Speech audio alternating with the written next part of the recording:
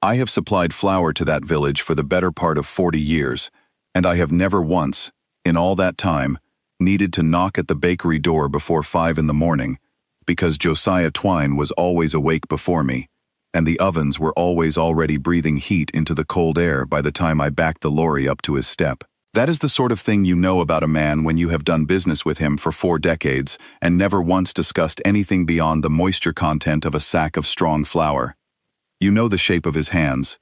You know he takes his tea without milk in winter and with it in summer, for reasons neither of us ever asked about. You do not know, particularly, what else those hands might be capable of.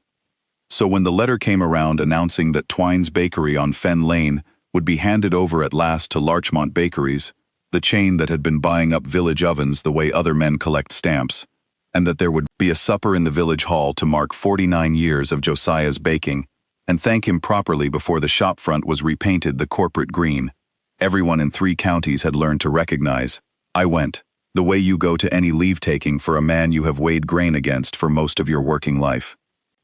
The hall smelled of trestle table gravy, and the particular damp of a building only heated twice a year. Somebody had strung bunting the color of a bruise healing.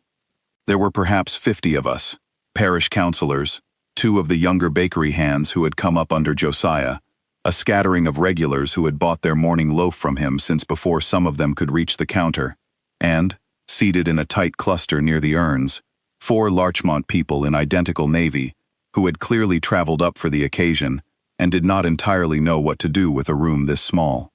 Josiah sat near the front in his good jacket, looking like a man being fitted for a coffin he had not ordered, while a young regional director named Aubrey Stern worked the room in a suit that had never once seen flour on it, shaking hands with a warmth that was, I think, entirely genuine and entirely beside the point.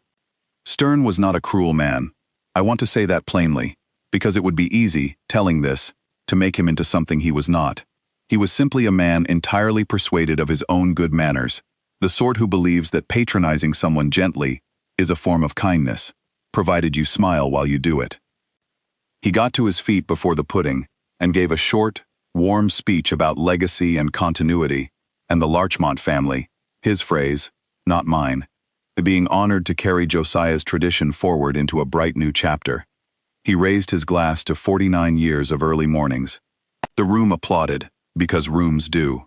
Then his eye caught the old upright piano against the side wall, the one the parish had shoved in there decades before, for carol nights and the odd wedding, its lid permanently down, a stack of raffle prizes balanced on top of it that nobody had thought to move. Since you're clearly so attached to that old thing, Stern said, nodding at it, still smiling, still perfectly kind in his own estimation, why don't you give us a little something before we get down to the paperwork? Nothing ambitious, something simple. We wouldn't want to interrupt the trifle. A ripple of the particular laughter that exists to spare everyone the discomfort of silence went round the hall. Josiah did not laugh. He looked at the piano the way a man looks at a door he has walked past 10,000 times without once trying the handle. I should say what I knew and nobody else in that hall did, because I had known it 30 years and never once mentioned it to a living soul, on the understanding, unspoken, that it was not mine to mention. Constance Twine used to sit at that same instrument, before it lived at the hall, when it still lived in the back parlor above the bakery, most evenings after the shop closed, while Josiah swept flour off the boards below. She had taught him 3 chords once, as a joke, the year they married, and something in him had simply kept going with it, alone, after the shop shut, and before she went to bed. For years neither of them thought to make a fuss of. I only knew because I had once delivered a late order after 8 in the evening, and heard it drifting down the stairwell, unhurried, private, not performed for anyone, and had stood at the foot of the stairs a full minute before I thought to knock. Constance died 3 winters back. I do not believe Josiah had touched a piano since. The upright had gone to the hall not long after, donated, I always assumed, because a silent piano in an empty parlor is a harder thing to live above than an empty parlor on its own.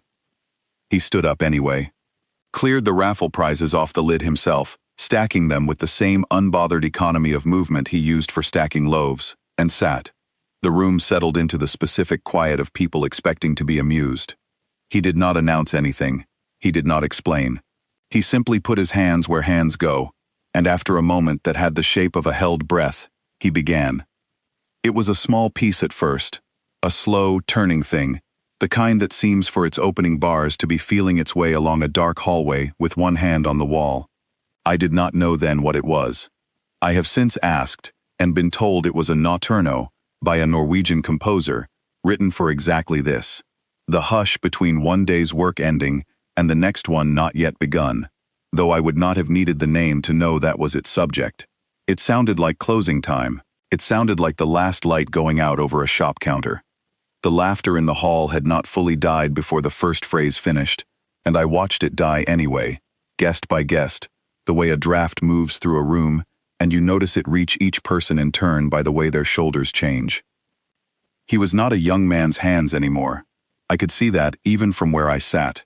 49 years of dough and oven doors had thickened the knuckles, stiffened something in the way they moved, and yet the stiffness did nothing to the music, except make it more particular, the way a good loaf shows the hand that shaped it rather than hiding it. Every phrase came out the way I imagine a man walks a path he has walked at 4 a.m. for half a century, in the dark, without needing to look down. I found myself watching his left hand more than his right, which surprised me, until I understood why. It was doing the steady, unglamorous work. The low, even pulse underneath everything else.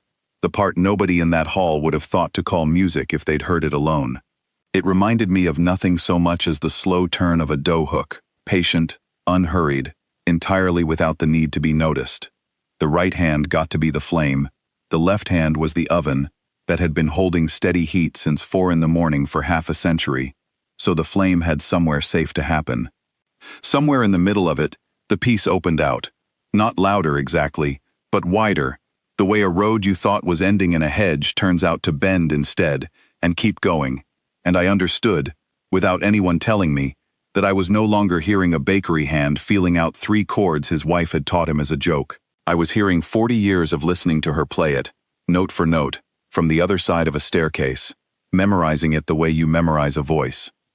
The bunting did not move, in the sense that no window was open, no fan was running, and yet something in the hall's stillness had a wind in it.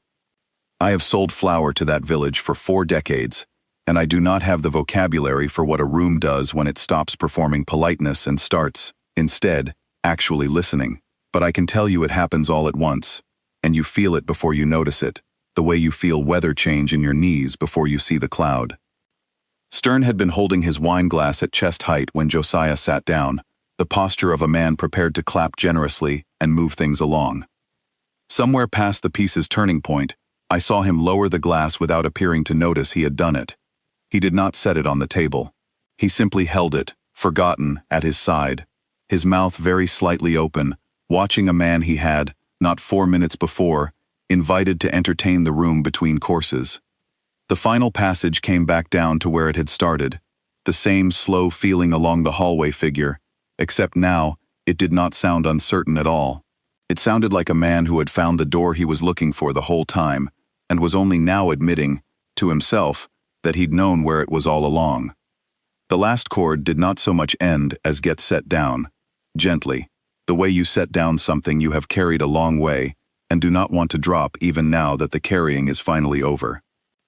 Nobody clapped for what felt like a full 3 seconds, which in a village hall is an eternity, and I have come to understand since that this is not rudeness. It is the sound of a room that has forgotten, briefly, that clapping is a thing rooms do. Then it came, all at once and unevenly, chairs scraping as people who do not ordinarily rise for anything got to their feet regardless, and I stood with them, an old grain merchant with no music in him at all, clapping for a man I had known only by the moisture content of his flour orders for 40 years, and had never once, until that evening, actually known. Aubrey Stern stood last. He did not say anything I could hear over the noise of the room, and I have thought about that since, that whatever there was to say, he seemed to understand it did not belong shouted over applause. He crossed the floor while people were still on their feet, and he did the one thing that whole evening I will remember longest. He took the folder of handover papers from under his own arm, the ones meant to be signed that night in front of everyone, as the evening's tidy final act, and he set it down, unopened, on the trestle table beside the piano, and left it there. He shook Josiah's hand instead, just that.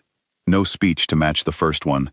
His hand stayed a beat longer than a handshake requires, and then he stepped back and let the room have its moment, which I took, and still take, as the truest apology available to a man who did not yet have the words for what he'd nearly done. The paperwork was signed 3 days later, in an office, quietly, the way such things are meant to be signed. I heard, from someone who would know, that the terms had shifted somewhat from the ones first drafted, that the ovens were staying, and the name on the shop front, and that Josiah would be kept on, by his own choice, baking the mornings he chose to bake for as long as he cared to bake them. I do not know what was said in that office. I was not there for it. I know only that a folder left untouched on a trestle table for one full standing ovation is not nothing, and that some agreements get their real terms settled before anyone picks up a pen. I drove past the bakery the following week, before 5, out of old habit more than need, and the light was on in the back parlor above the shop, the light that had not been lit of an evening in 3 years. I slowed the lorry without quite deciding to. I did not stop. Some things a man is entitled to keep to the hour they belong to, and a lit window at that time of the morning is its own complete sentence. It does not require a witness to finish it. The green Larchmont paint never did go up over the old sign. I asked about that, once, months later, over a delivery invoice. In the careful sideways way, 2 men who have never discussed anything but flour managed to ask each other things. Josiah only said that Stern's people had decided, on reflection, that some things traveled better left as they were, and that had been the end of the conversation, which was, I understood, exactly as much of it as either of us needed. I have delivered flour to that village for a very long time, and I know something now I did not know before, which is that the difference between a man who has simply endured 49 years of early mornings and a man who has, without telling a soul, been quietly turning all of it into something, is not a difference you can weigh on any scale I own. You only find it out the way I did, by accident, in a cold hall, over trifle, on the one evening someone finally asked him, however carelessly, to show it.